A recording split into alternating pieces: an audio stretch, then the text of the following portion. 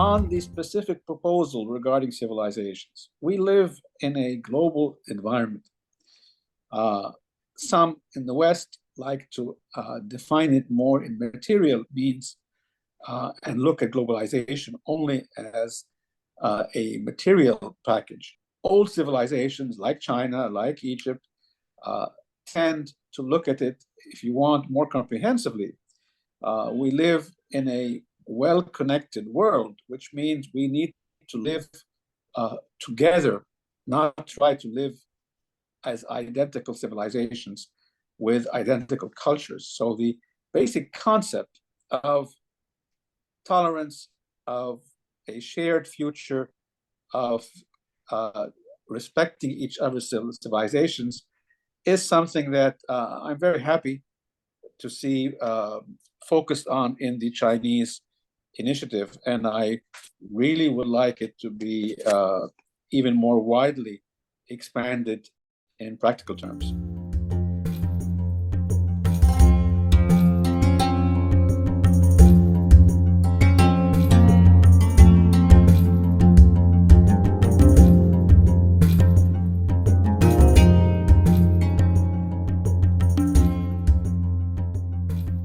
I don't want to exclude the Western concept for development, but my criticism of that concept is that it assumes that its concept is necessarily the best one and the one that we all need to emulate.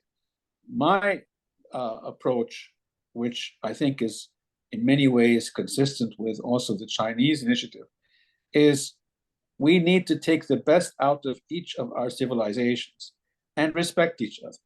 So let's see how best to develop with a collective approach. It's not a game of one versus the other, of one having to beat each other. We need to all gain. It has to be about the common good, about a win-win situation.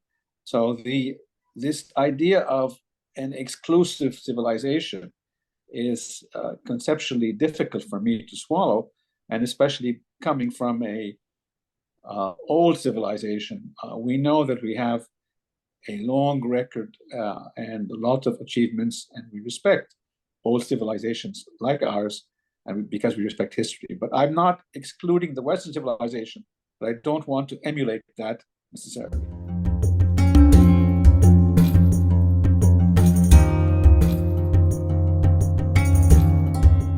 I'm trying to invest in our common future, in the youth in particular.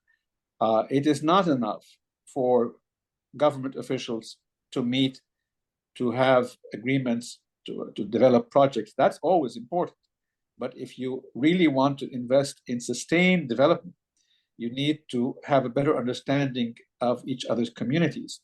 Therefore, whether it is when I come to China or even when I was here in academia, I would always encourage our students to look towards Asia, to look towards China. And at the American University in Cairo, where I created a school for global affairs, I made the point that global affairs is not about the West alone.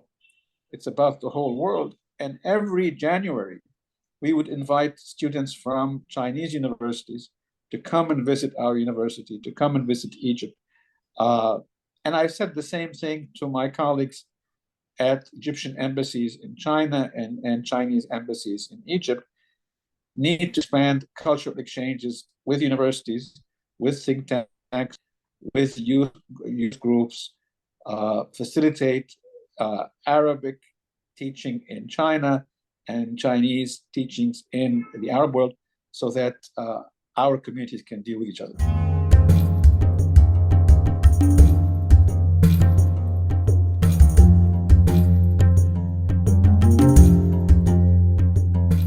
I can tell you, when we came and spoke at Beijing University, I was surprised by the mixture of students.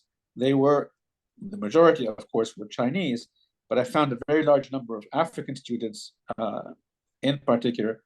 And I was extremely pleased that the Chinese students who asked the questions did not focus on China-US. What did I think of China-US? Because that's the same question I get when I go to the US. They ask me, what do you think of China-US? The Chinese students actually ask me, what, as an Egyptian, do I think of China? What would I want from China as an Egyptian? So it's a reflection that your initiative on civilization and development is not only a government posture, but it's actually something that's being embraced by your people. And that is something that is extremely impressive. I've been trying to push a lot of Egyptians to visit China. The businessmen have already started. They've gone to your industrial sectors. But I'm also trying to push youth to do that, because that's really where I think the future is.